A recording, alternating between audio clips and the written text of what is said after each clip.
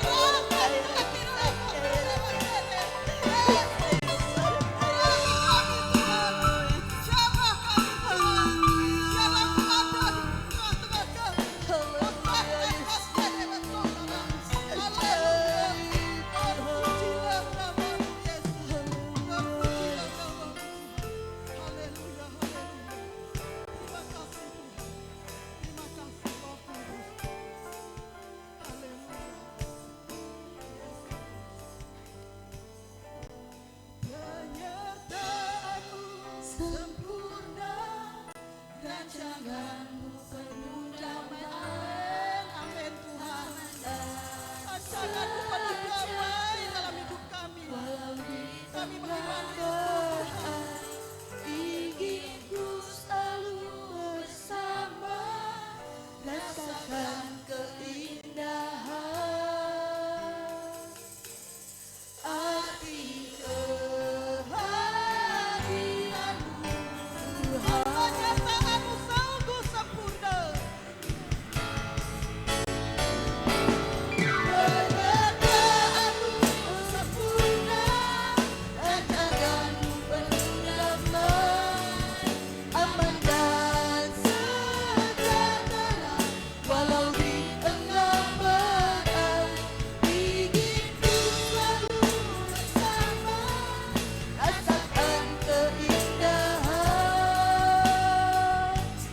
arti kehadiranmu Tuhan. Oh, arti kehadiranmu Tuhan. Arti kehadiranmu Bapa yang dalam surga Tuhan Yesus Kristus, saya percaya Tuhan, Engkau Allah yang hidup, Engkau Allah yang layak disembah dan layak ditinggikan Bapa. Terpujilah namamu Bapa. Engkau yang memberikan yang terbaik buat kami, otoritas buat kami Tuhan. Pimpin Tuhan dalam ibadah ini Yesus. Saya percaya Yesus semua karena rancangan-Mu Tuhan. Pimpin Tuhan dalam setiap kami sehingga kami selalu mengandalkan Engkau Bapa. Kau pimpin ibadah ini Tuhan dari awal pertengahan hingga akhirnya Yesus. Saya percaya Yesus, Kau pimpin juga para pelayan-pelayan-Mu yang telah ikut ambil bagian dalam pelayanan-Mu Bapa. Saya percaya biarlah dalam setiap kehidupannya Engkau punya rencana yang indah buat mereka. Begitu juga Tuhan, kiranya dalam ibadah ini Yesus, biarlah Roh Kudus-Mu selalu memberikan yang terbaik buat orang-orang yang hadir dalam setiap ibadah ini Bapa. Saya percaya Tuhan Yesus. Terima kasih Tuhan, saya serahkan ibadah ini hanya dalam tangan-Mu. Haleluya. Amin.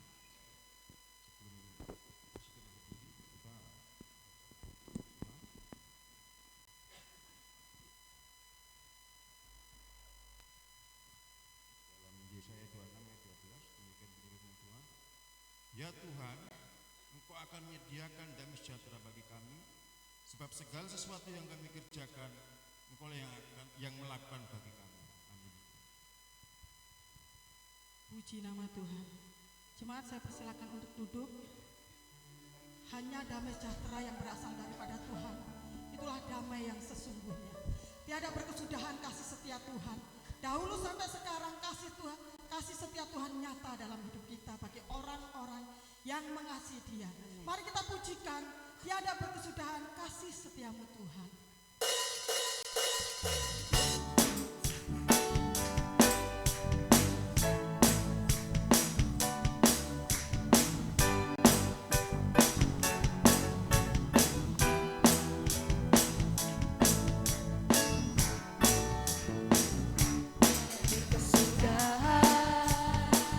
Kasih setiamu Tuhan, selalu baru rahmat-Mu bagiku. Hari berganti hari, tetap kulihat kasih-Mu, tak pernah berakhir di hidupku. Tuhan Yesus baik, sungguh amat baik, untuk selama-lamanya. Tuhan Yesus baik, Tuhan Yesus baik, sungguh amat baik, untuk selama-lamanya. Tuhan Yesus baik, tiada berkesudahan kasih setiamu Tuhan, selalu baru rahmat-Mu bagiku. Hari berganti hari, tetap kulihat kasih-Mu,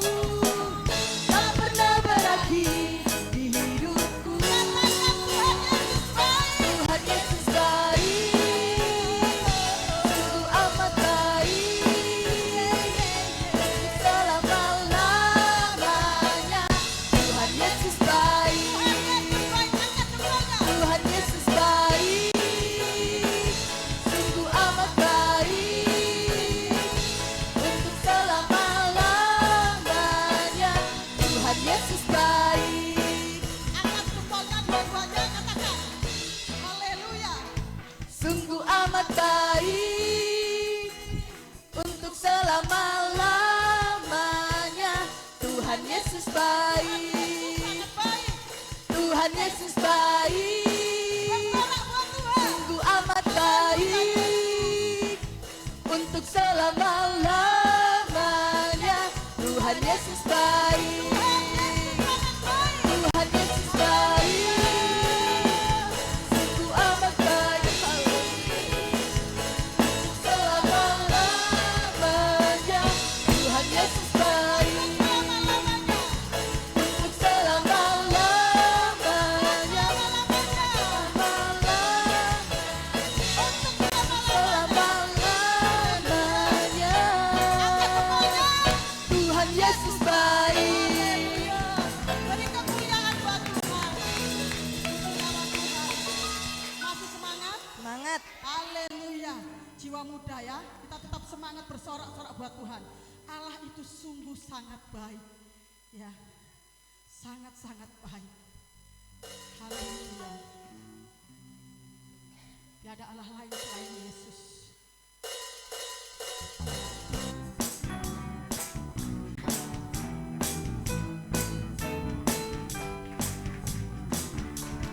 Allah itu baik, sungguh baik bagiku. Ditunjukkannya kasih setianya yang menyediakan yang ku perlukan, menyatakan kebaikan, menyatakan kebaikan, menyatakan kebaikannya padaku. Kasih setianya tak pernah berubah, dulu, sekarang, dan selamanya. Ajaiblah kuasa dalam namanya. Yesus ku luar biasa. Itu sungguh baik bagiku. Ditunjukkannya kasih setianya yang menyediakan yang ku perlukan,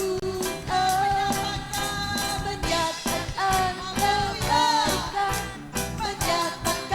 kebaikan, menyatakan kebaikan, menyatakan kebaikannya padaku. Kasih setianya tak pernah berubah, dulu, sekarang, dan selamanya. Ajaiblah kuasa dalam namanya. Yesusku luar biasa. Yesusku luar biasa.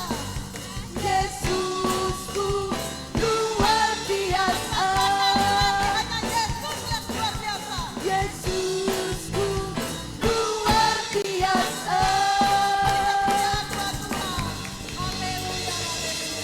Jemaat saya persilakan untuk duduk. Saya berikan ruang kesaksian untuk menyaksikan cinta kasih Tuhan. Monggo saudara-saudara yang terkasih di dalam Tuhan. Adakah yang mau menyaksikan cinta kasih Tuhan? Kalau nggak ada, kita persiapkan hati kita ya. Hanya satu nama, Tuhan Yesus sangat baik. Haleluya Tuhan, terima kasih. Kalau kami ada sampai hari ini Tuhan, itu semua karena kemurahan dan anugerah Tuhan. Kami menyadari tanpa Engkau Tuhan kami gak mampu, kami gak bisa sampai hari ini. Tuhan, layakkan kami. Pimpinlah hidup kami Tuhan, agar kami boleh hidup seturut dengan kehendak Tuhan. Haleluya. Mari kita siapkan hati kita siapkan pikiran kita. Kita undang hadirat Tuhan untuk mengurapi setiap kita. Dalam nama Yesus, pujikan Ebenezer. Merasa karamasakira. Haleluya Yesus. Haleluya.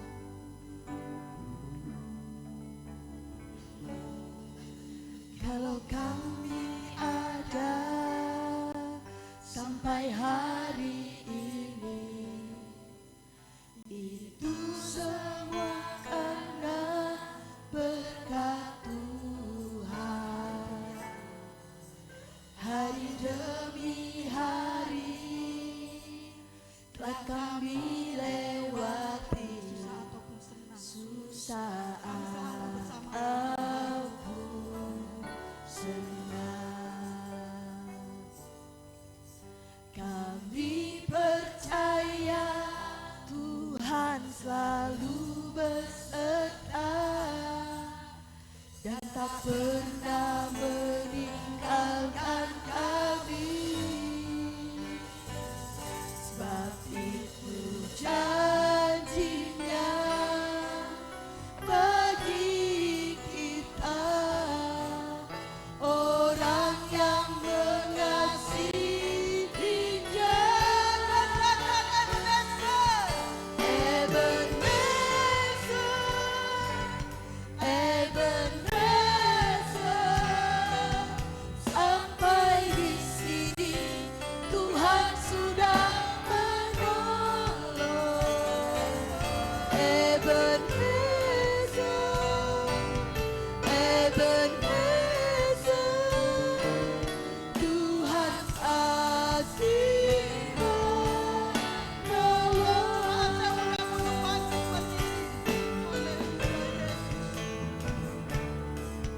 Bahwa kami ada sampai hari ini, itu semua karena berkat Tuhan.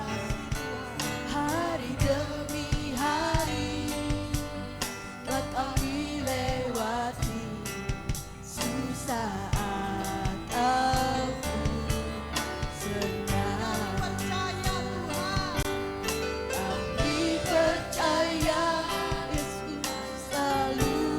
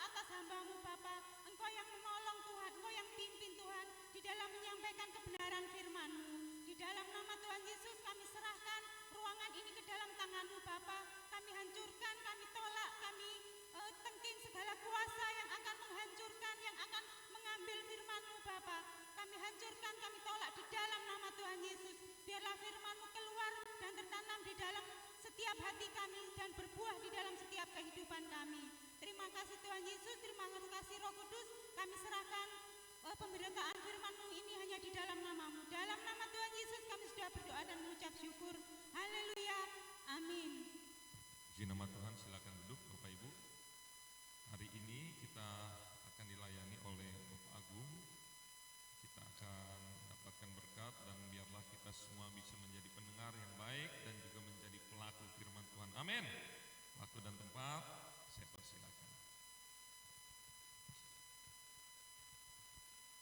Haleluya. Puji Tuhan, luar biasa ya jemaat ini. Saya sudah beberapa kali di tempat ini. Pertama-tama tentu saya bersyukur, berterima kasih kepada Tuhan Yesus sebagai Gembala Agung kita, ya. Dan kita semua sudah memuji, mempermuliakan nama Tuhan. Begitu luar biasa hadirat Tuhan yang kita rasakan ya, melalui puji-pujian, melalui penyembahan ya, pujian yang menyatakan kebaikan Tuhan. Karena itulah kita boleh ada pada saat pagi hari ini ya. Sementara banyak di luar orang-orang yang merindukan bisa berkesempatan untuk datang kepada Tuhan, tetapi tidak semuanya bisa beribadah dengan bebas ya, dengan sukacita.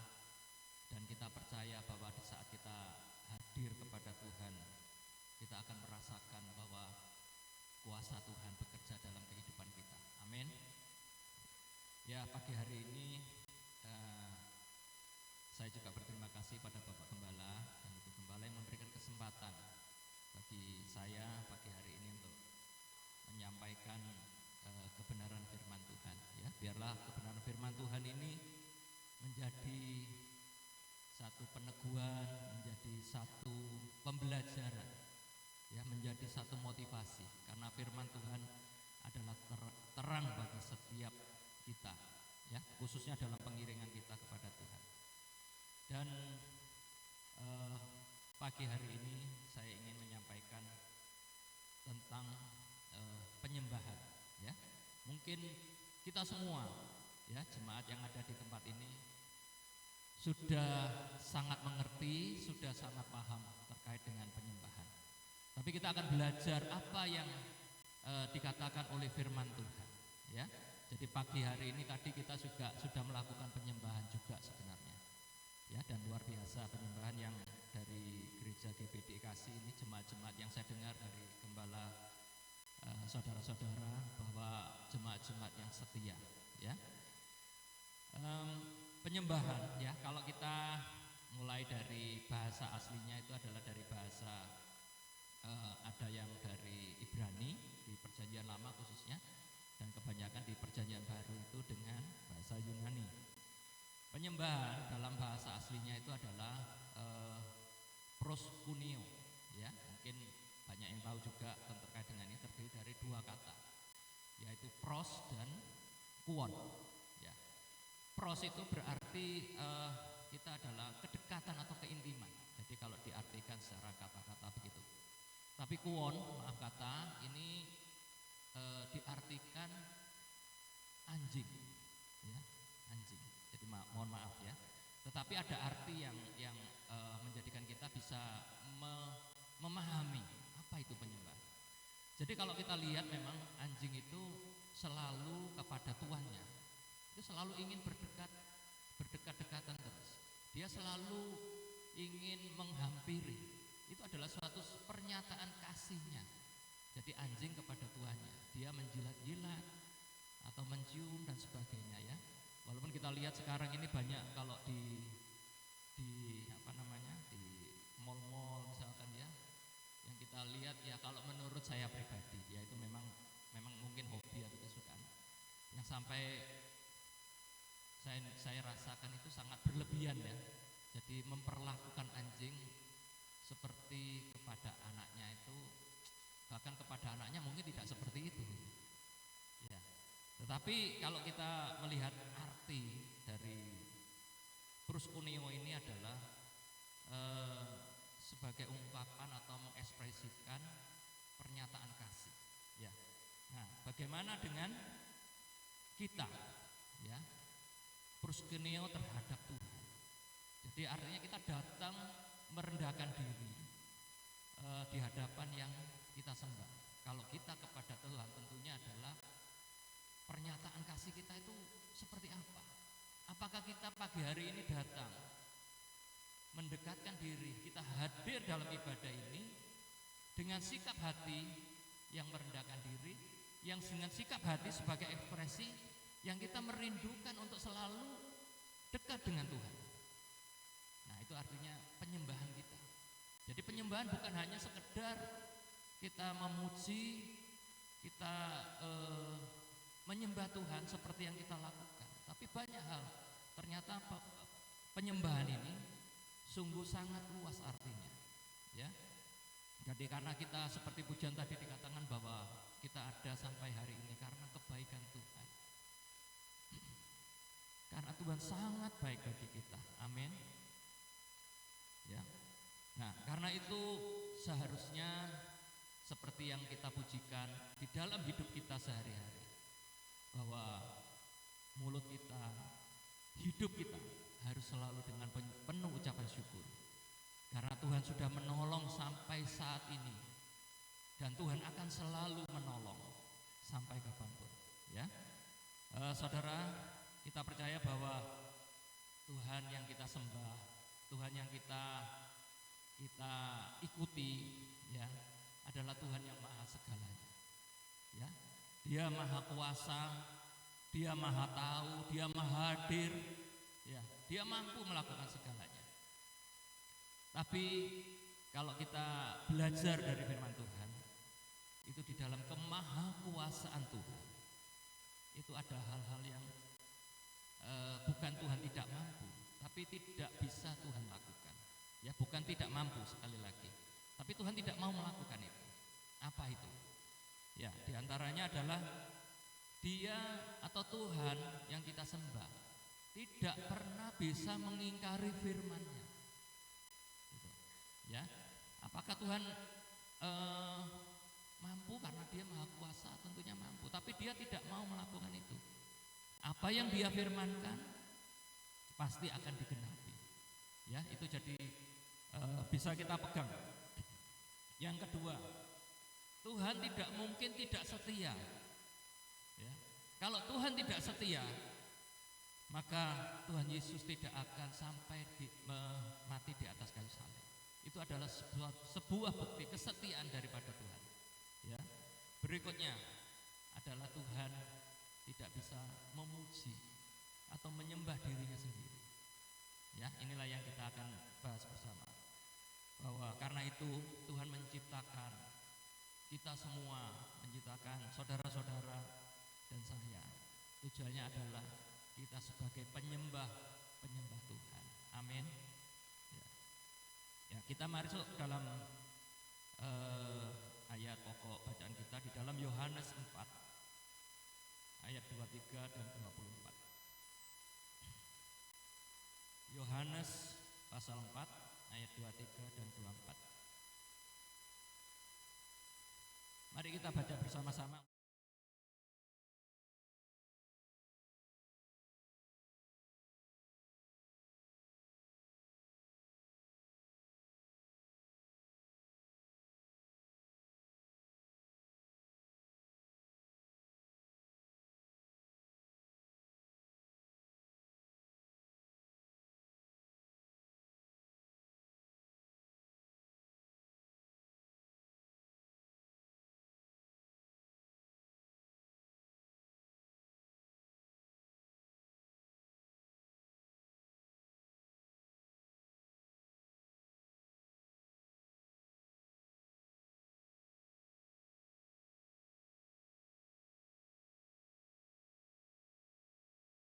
Di dalam ayat 23 dan 24 adalah yang pertama, dikatakan bahwa penyembah-penyembah benar akan menyembah Bapa dalam roh dan kebenaran. Sebab Bapa menghendaki penyembah-penyembah demikian. Ya, artinya Bapa menghendaki atau Bapa itu mengingini, Bapa itu mencari penyembah yang benar. Jadi bukan yang dicari itu misalkan peralatan musiknya, walaupun itu baik ya untuk mendukung penyembahan kita, pujian kita. Tetapi yang fokus daripada Bapa, daripada Tuhan adalah penyembah-penyembahnya. Ya, bukan karena apa ya, ruangannya, gedungnya, ya puji Tuhan kalau gedungnya apalagi di tempat ini sudah menggunakan AC ya, sudah cukup lama, bukan hal yang aneh sebenarnya bahwa di dalam gereja ini menggunakan suasana yang lebih nyaman dan sebagainya, ya puji Tuhan itu. Tetapi kalau itu menjadi satu hal yang utama, maka banyak gereja-gereja yang di pelosok-pelosok yang tidak mampu dan sebagainya, apakah dia tidak berkenan kepada Tuhan? Ya, jadi artinya bahwa fokus daripada Tuhan atau Bapa itu adalah kepada penyembahnya, adalah pribadi penyembahnya, yaitu saudara dan saya. Ya. Nah, oleh sebab itu bahwa kita diciptakan dan dipilih oleh Tuhan adalah menjadi sebagai pribadi-pribadi yang menyembah Tuhan di dalam kebenaran. Ya. Nah, jadi sehingga kita dimanapun sebenarnya penyembahan kita itu tidak dibatasi oleh waktu, tidak dibatasi oleh tempat. Ya, jika mungkin ya mohon maaf dari sebelah kita misalkan sudah 5 kali, sebenarnya itu sudah cukup baik ya.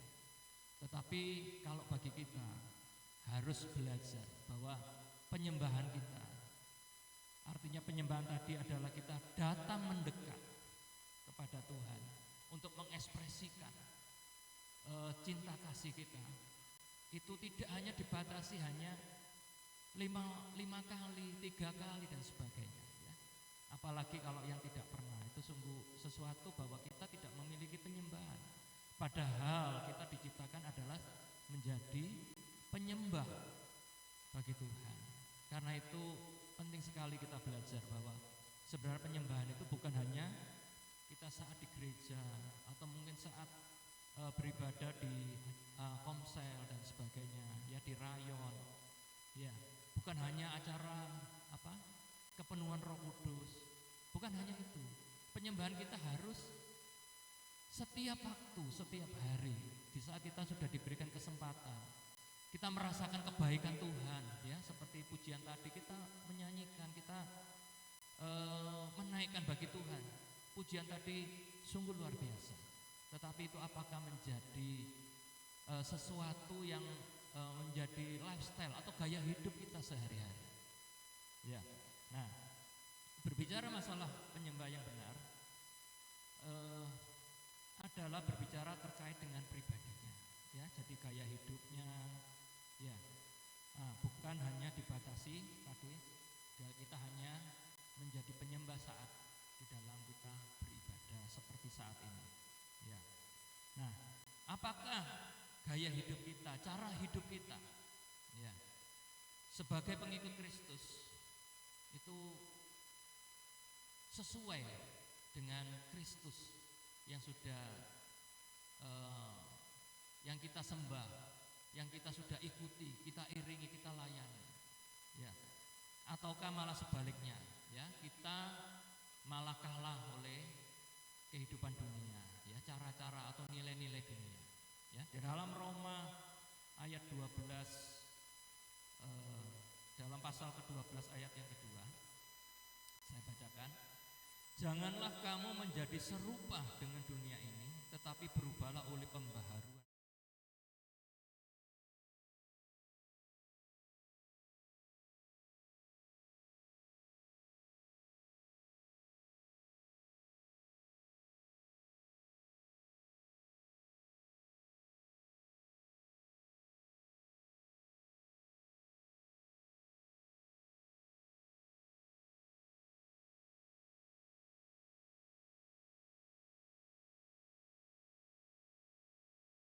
Di luar ya banyak kali nilai-nilai yang tidak sama dengan nilai-nilai kekristenan, nilai-nilai yang tidak sama dengan firman, ya. Tetapi dengan tegas bahwa Roma 12 ayat 2 ini, janganlah kamu menjadi serupa, tapi berubahlah, ya, oleh pembaharuan budimu. Nah, oleh sebab itu kita harus bisa berbeda, ya, Karena pegangan kita, cara hidup kita adalah berdasarkan dengan firman. Ya. Banyak hal kita ya di dalam kehidupan dunia ini sering mendapati, sering mengalami ya. Misalkan di dalam yang paling simpel kita adalah perkataan kita. Ya, perkataan ini tidak bisa dipungkiri kalau kita hidup bermasyarakat, menemukan perkataan-perkataan yang kotor, ya, perkataan yang jorok, mohon maaf, ya, perkataan-perkataan yang sangat menyakitkan, perkataan yang tidak layak, ya, perkataan yang menjatuhkan. Bahkan banyak sekarang ini kalau kita lihat ya, sikap bully, ya, membuli. Nah, itu terlebih kepada golongan minoritas ya, kepada anak-anak Tuhan dan sebagainya. Banyak terjadi. Selain kekerasan secara fisik, tapi juga banyak intimidasi dengan perkataan-perkataan. Ya. Nah, baik itu sikap perkataan yang harus kita sesuaikan dengan firman adalah dalam hubungan kita dengan keluarga kita, dengan pasangan kita ya, suami terhadap istri, ya, istri terhadap suami, juga dengan anak-anak. Nah, bagaimana dengan perkataan kita ini? Hubungan menantu dan mertua mungkin, ya, saya lihat ini banyak masih keluarga-keluarga muda juga di tempat ini, ya, sehingga luar biasa semangatnya. Ya, kita lihat di Yakobus pasal 3 ayat 9 dan 10. Ya, terkait dengan perkataan ini adalah dengan lidah kita memuji Tuhan Bapa kita, dan dengan lidah kita mengutuk manusia yang diciptakan.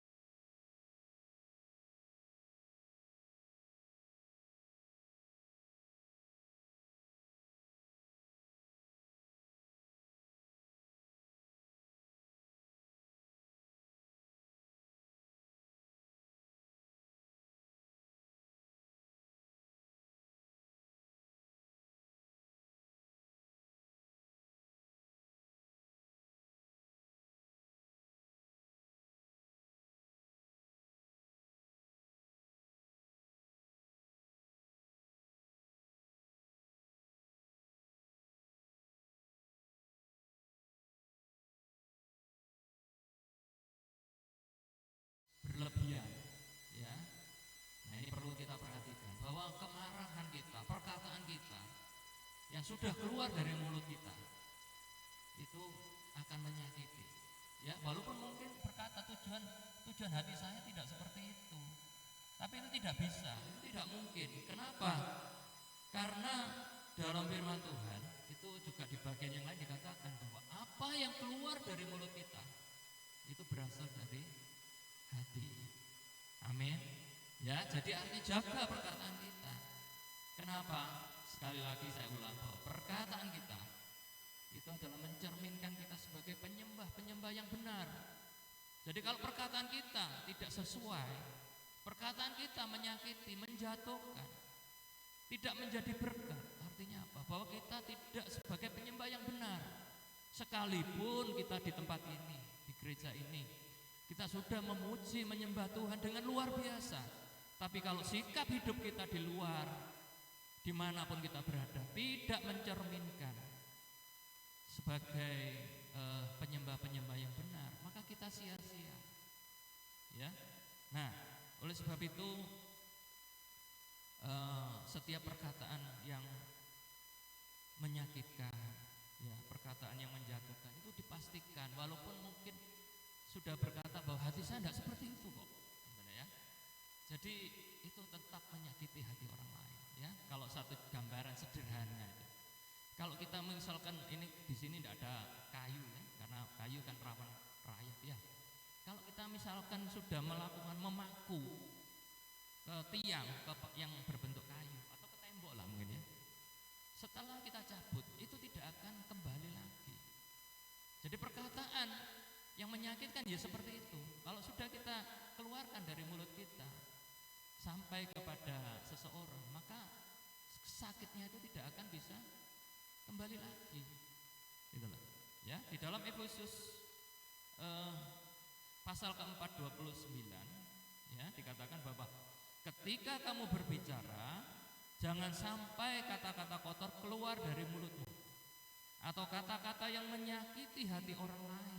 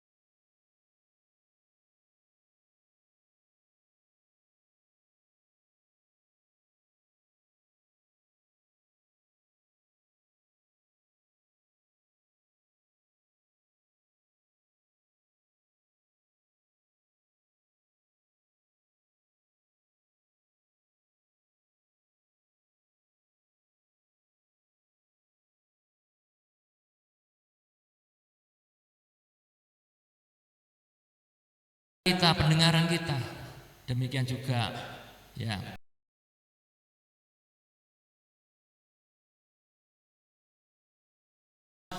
bisa meningkatkan kemampuan kita di dalam mempermuliakan Tuhan, tapi sebaliknya dengan telinga juga bisa merusak hidup kita, kekudusan kita ya.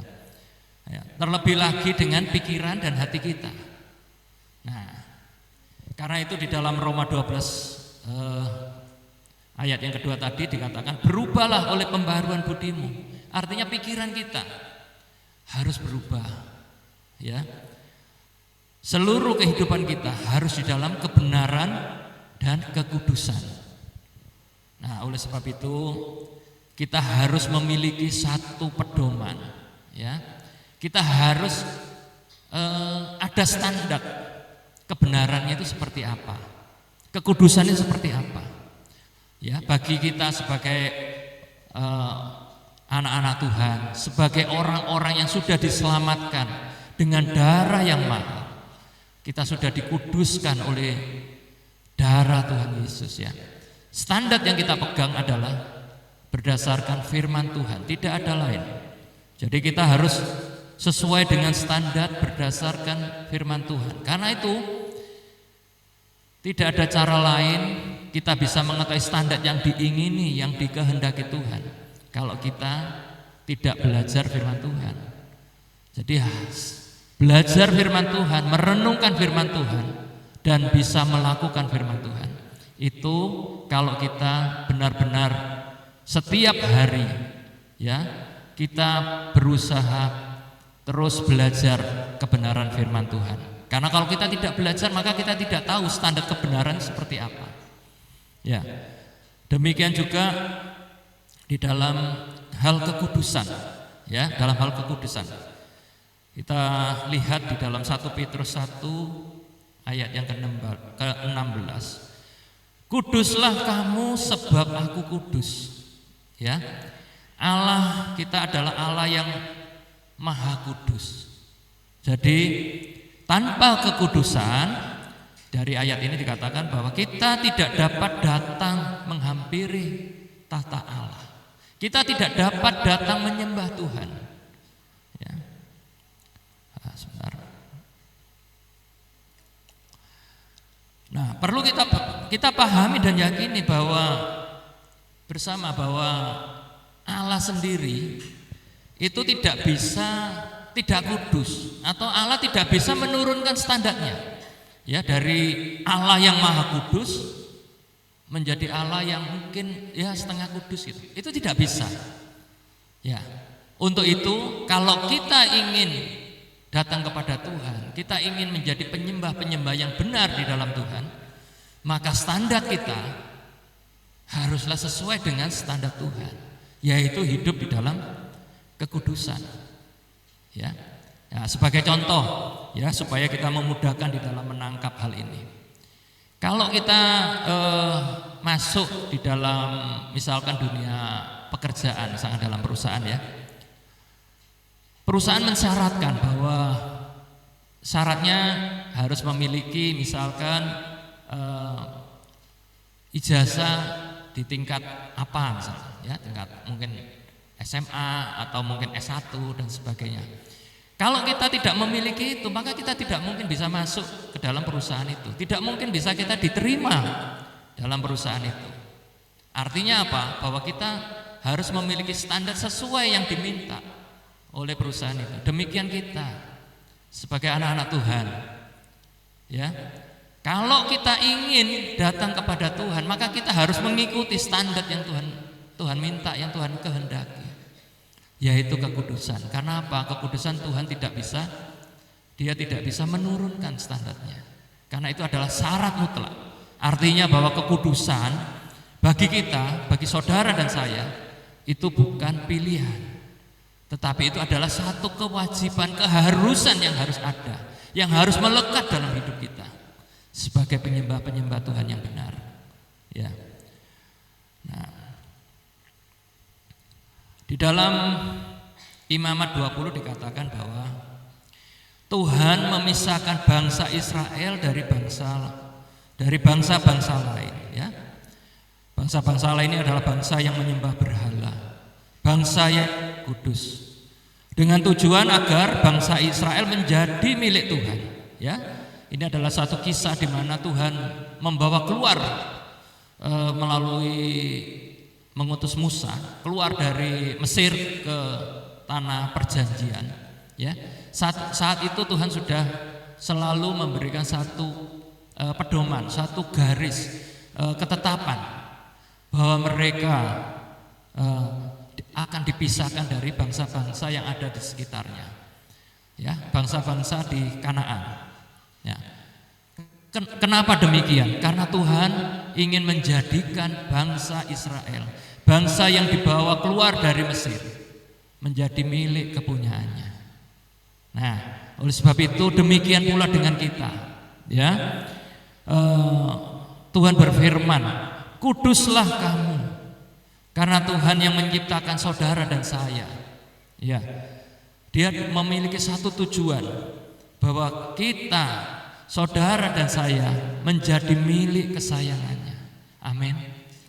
Ya, jadi itulah. Jadi artinya kenapa kita kok harus hidup kudus? Memang tidak mudah karena banyak aturannya, banyak batasannya. Tetapi satu hal yang harus kita pahami, bahwa Tuhan menghendaki, Tuhan mengingini kita hidup dalam kekudusan, karena Dia ingin menjadikan saudara dan saya menjadi milik kesayangannya. Ya. Nah, itu adalah poin pertama. Poin yang kedua, menyembah dalam roh dan kebenaran. Ya, dalam Yohanes 4 ayat 24 yang ayat pokok tadi dikatakan bahwa Allah itu roh dan barang siapa menyembah Dia harus menyembahnya di dalam roh dan kebenaran, ya. Karena Allah adalah roh. Oleh sebab itu, maka kita hanya bisa datang kepada Tuhan jika kita memiliki Roh Kudus. Jika kita dipenuhi oleh Roh Kudus, ya.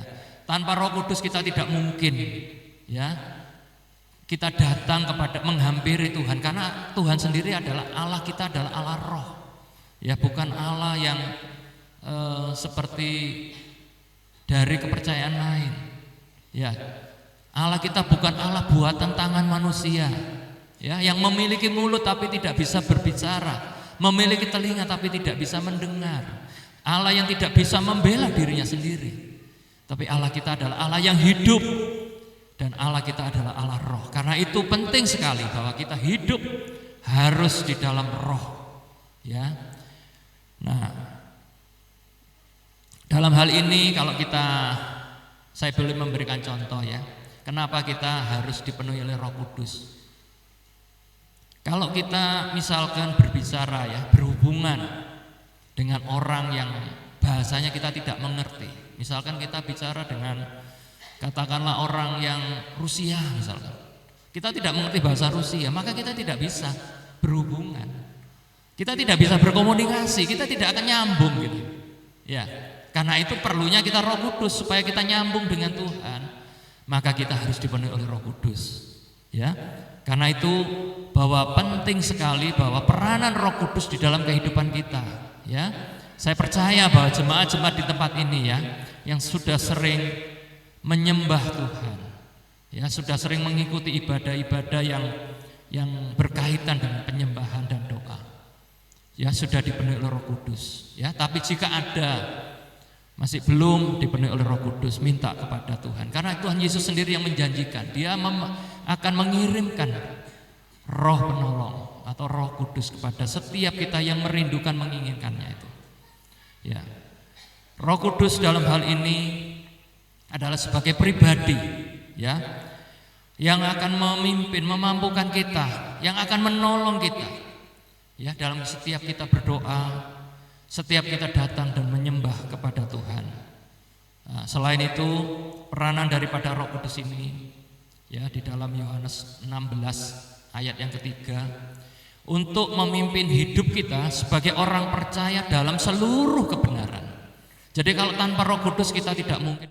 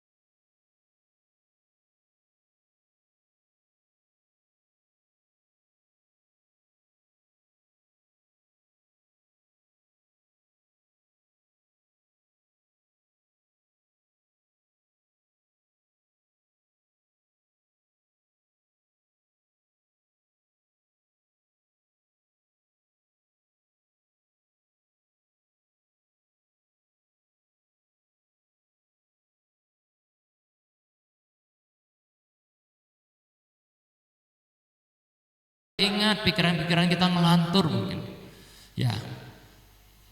Oleh sebab itu kita sangat membutuhkan Roh Kudus, karena Roh Kudus yang memampukan kita untuk datang di dalam menyembah Tuhan. Nah. Ya, dengan Roh Kudus, ya, dengan Roh Kudus, peranan Roh Kudus yang lain adalah kita bisa datang, mendekat, berkenan menyembah kepada Tuhan. Selain itu adalah Roh Kudus sebagai penolong yang diutus oleh Tuhan Yesus untuk memberikan kekuatan, kemampuan dalam menjalani kehidupan kita sehari lepas sehari. Ya, jadi saudara-saudara bahwa miliki Roh Kudus, minta Roh Kudus untuk memenuhi kehidupan saudara. Kenapa? Karena begitu besar peranan Roh Kudus dalam kehidupan kita. Dan Roh Kudus itu sudah dijanjikan oleh Tuhan sendiri untuk diberikan kepada anak-anaknya yang senantiasa mengingini Roh Kudus tinggal dalam kehidupannya, ya. Dan pada kesimpulannya, pada dalam ayat pokok yang kita saya sampaikan pada pagi hari ini, bahwa dalam ayat pokok yang ayat yang ke-23, tetapi saatnya akan tiba sekarang bahwa penyembah-penyembah benar, ya, akan menyembah Bapa di dalam roh dan kebenaran, sebab Bapa menghendaki penyembah-penyembah demikian. Yang pertama, penyembah yang dicari Tuhan adalah seperti saudara dan saya pada pagi hari ini, adalah yang mau hidup dalam seluruh kebenaran sesuai dengan firman Tuhan. Hidup selaras dengan firman Tuhan. Ya. Hidup yang memancarkan kasih Kristus. Ya, kita yang sudah ditebus oleh Tuhan Yesus dengan darah yang mahal. Satu hal, bahwa Tuhan adalah kasih. Karena itu kita perlu memancarkan kasih kita. Ya, kita harus siap sebagai penyembah-penyembah yang benar, menolong mungkin rekan kita, orang lain yang membutuhkan pertolongan. Kita siap memberi, ya. Kita siap berbagi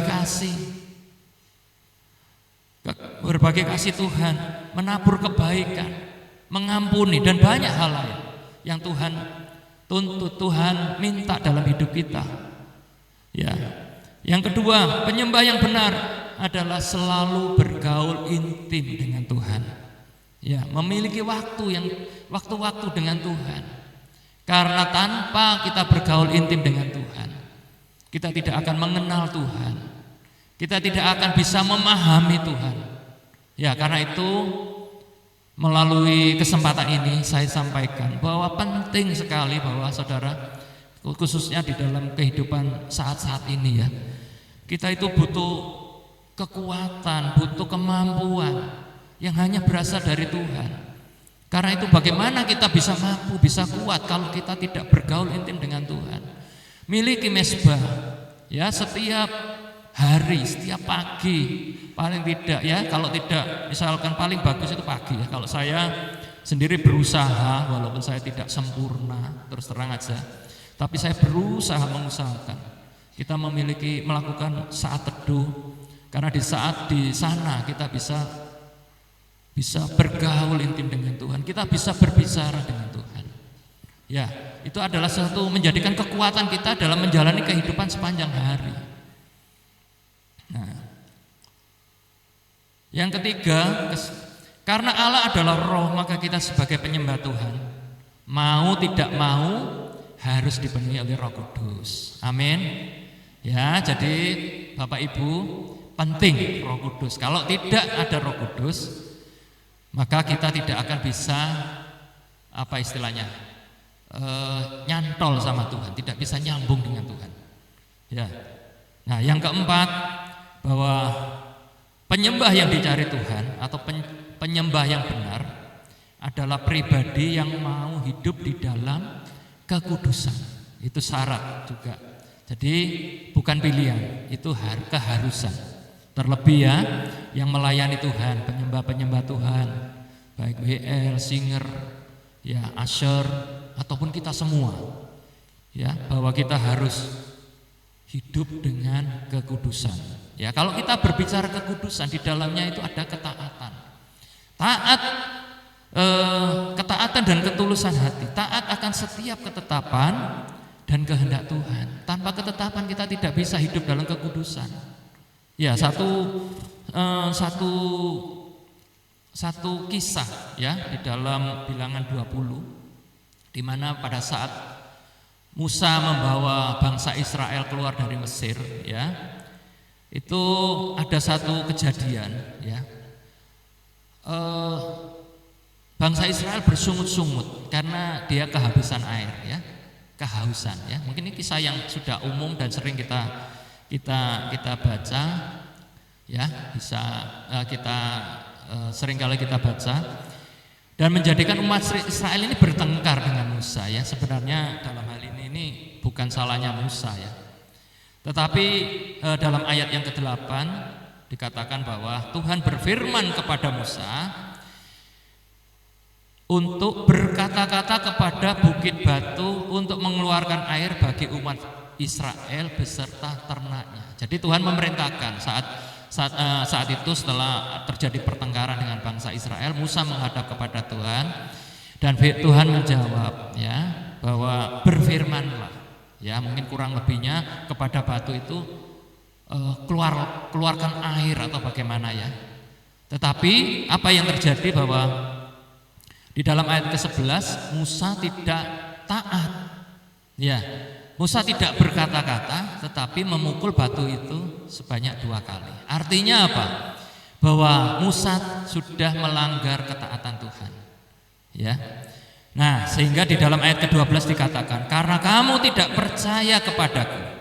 Tidak percaya kepadaku bisa diartikan tidak taat kepada Tuhan dan tidak menghormati kekudusanku di depan mata orang Israel, maka engkau tidak akan masuk ke tanah perjanjian. Ya, akibat ketidaktaatan Musa, sekalipun Musa itu adalah satu pribadi hamba Tuhan yang sangat intim dengan Tuhan, ya sangat dekat. Musa adalah salah satu yang bisa berhadapan muka dengan Tuhan. Ya begitu intimnya dia dengan memiliki satu hubungan yang intim. Tetapi Musa secara fisik tidak bisa masuk ke dalam tanah perjanjian. Nah, bagaimana saudara dengan saya? Ya, yang hidupnya kalau dibandingkan Musa, saya rasa kita sangat-sangat jauh. Karena itu perlu ketaatan. Ya, ketaatan apapun yang Tuhan firmankan. Nah, karena ketaatan adalah sebagai bukti iman percaya kita kepada Tuhan. Ya, makanya di ayat ke-12 dikatakan, karena kamu tidak percaya kepadaku. Nah, itu sebagai bukti keintiman kita, sebagai penghormatan kita kepada Tuhan. Ya, jadi ketaatan itu adalah sebagai bukti iman percaya kita, keintiman kita dan penghormatan kita kepada Tuhan. Kalau kita tidak taat, kita tidak menghormati Tuhan. Kalau kita tidak taat, kita tidak intim dengan Tuhan. Nah, penting sekali saudara bahwa ketaatan di dalam hidup kita, dalam pengiringan kita kepada Tuhan. Ya. Karena itu jika kita ingin menjadi penyembah-penyembah yang benar, yang dikehendaki Tuhan, maka kita hidup harus sesuai dengan kehendaknya. Ya. Puji nama Tuhan, saya tidak perpanjang firman Tuhan pada kesempatan hari ini. Ya, saya minta untuk WL mungkin sama singer naik ke atas. Kita pujikan kunaikan syukur kepadamu. Ya saudara, bahwa hidup kita di dalam Tuhan sesungguhnya adalah hidup yang Tuhan sudah atur ya. Tuhan sudah berikan cara-cara ya. Karena itu kita harus penting sekali bahwa kita hidup di dalam kebenaran, kita hidup di dalam kekudusan, kita hidup dalam ketaatan, kita hidup dipenuhi oleh Roh Kudus. Ya, karena bagi kita tidak akan bisa datang kepada Tuhan tanpa hal-hal tersebut kita penuhi dalam hidup kita. Ya, mari kita jemaat saya undang untuk bangkit berdiri. Kita pujikan kenaikan syukur padamu Yesus. Kita datang untuk menyembah Tuhan. Penyembahan sekali lagi bukan berbicara tentang tempat, bukan hanya kita di saat kita beribadah, bukan hanya sekedar kita seperti ini, tapi penyembahan dimanapun kita berada, hidup kita itu adalah penyembahan. Ya, haleluya, haleluya.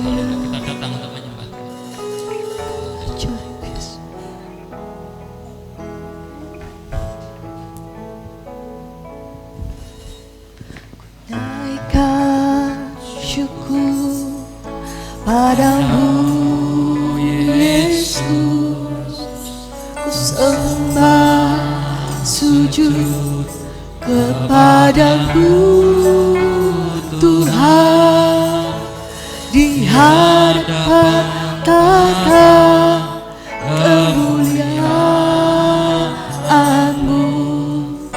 ku tinggi agungkan selamanya. Ku naikkan syukur padamu. Haleluya. Naikkan syukur padamu Yesus, ku sembah sujud kepadamu Tuhan, di hadapan tata kemuliaan-Mu. Ku tinggikan, ku agungkan selamanya. Segala puji syukur, Segala puji syukur bagimu. haleluya. Ku tinggikan namamu selalu. Kemuliaan hanya bagimu. Terpujilah namamu. Segala puji syukur bagimu. Ku tinggikan namamu selalu. Kemuliaan hanya bagimu. Terpujilah namamu. Ku naikkan syukur. Haleluya, haleluya. Naikkan syukur padamu Yesus, ku sembah sujud kepadamu Tuhan, di hadapan tata kemuliaan-Mu. Ku tinggikan, ku agungkan selamanya. Segala puji syukur bagimu. Ku tinggikan namamu selalu. Kemuliaan hanya bagimu. Terpujilah namamu. Segala puji syukur bagimu. Ku tinggikan namamu selalu. Kemuliaan hanya bagimu. Terpujilah namamu. Segala puji syukur bagimu. Ku tinggikan namamu selalu. Kemuliaan hanya bagimu.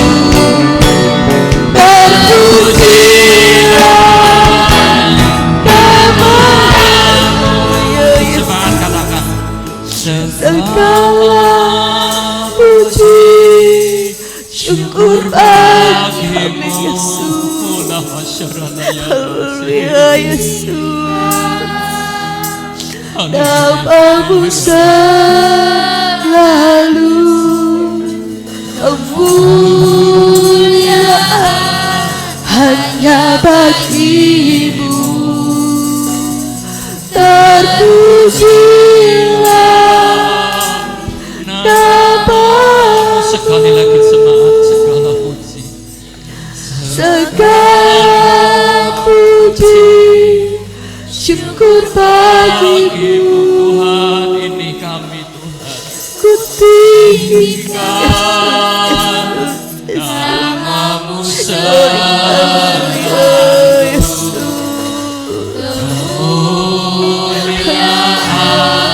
hanya bagimu. Terpuji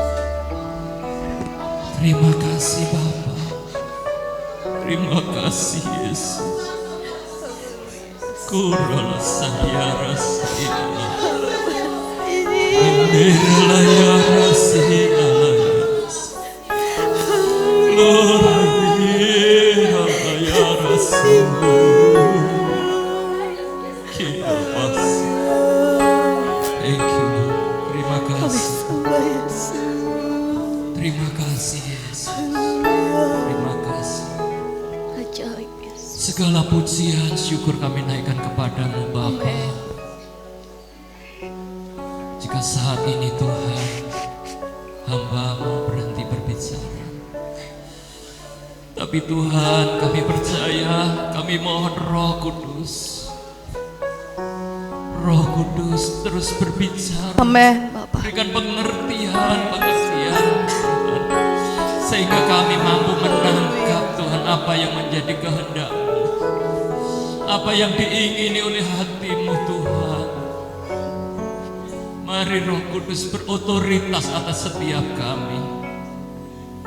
Kami adalah sebagai penyembah-penyembah-Mu Tuhan. Itu yang menjadi kerinduan kami. Siapakah kami ini Bapa, sehingga Engkau begitu menghargai kami, menjadikan kami umat-umat pilihan-Mu Tuhan. Terima kasih Tuhan, terima kasih Yesus. Materaikan Tuhan setiap firman-Mu dalam hidup kami, dalam hati kami Tuhan. Beri kami kekuatan Roh Kudus, berikan kami kesanggupan untuk terus hidup sesuai dengan kehendak-Mu, hidup sesuai selaras dengan firman-Mu. Kami hidup dalam ketaatan, kekudusan, dalam seluruh kebenaran-Mu Tuhan. Mari Tuhan beracara terus bagi umat-umat-Mu di tempat ini, bagi gereja-Mu ini Tuhan. Terima kasih Bapa. Setiap kami yang saat ini datang Tuhan, jika ada satu pergumulan, persoalan, tangan Tuhan yang turun menolong, menjamah. Tuhan sendiri yang melawati mereka. Setiap umat-umat-Mu adalah milik kesayangan-Mu Tuhan.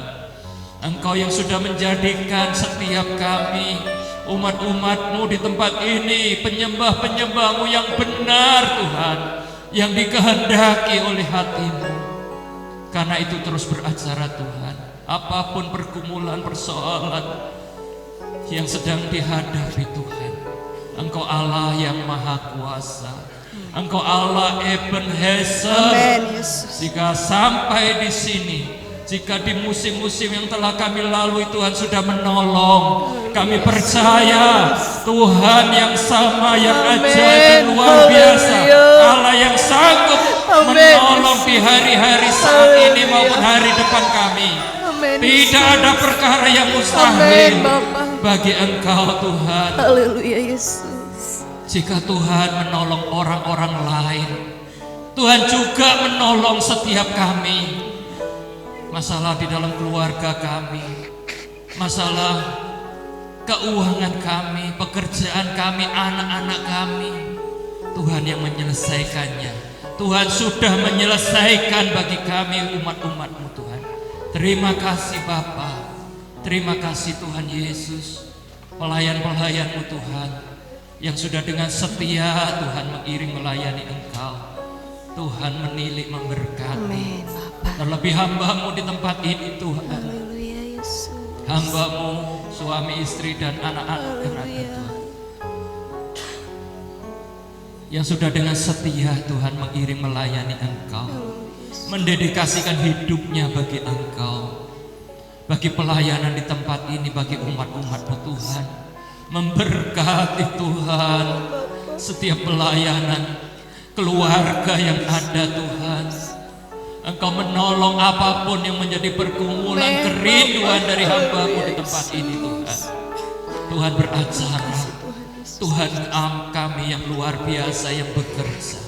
Terima kasih Bapa. Segala hormat, pujian dan syukur kepadamu Tuhan. Jika saat pada pagi hari ini Tuhan, kami berkesempatan untuk menerima berkat firman-Mu, berkat yang sungguh ajaib luar biasa akan kami bawa dimanapun kami berada. Kami akan menjadi penyembah-penyembah-Mu ya Tuhan, di dalam roh dan kebenaran. Terima kasih. Terima kasih Bapa, terima kasih Tuhan Yesus, terima kasih Roh Kudus. Hanya di dalam nama Tuhan Yesus Kristus kami berdoa, kami mengucap syukur. Haleluya. Amin.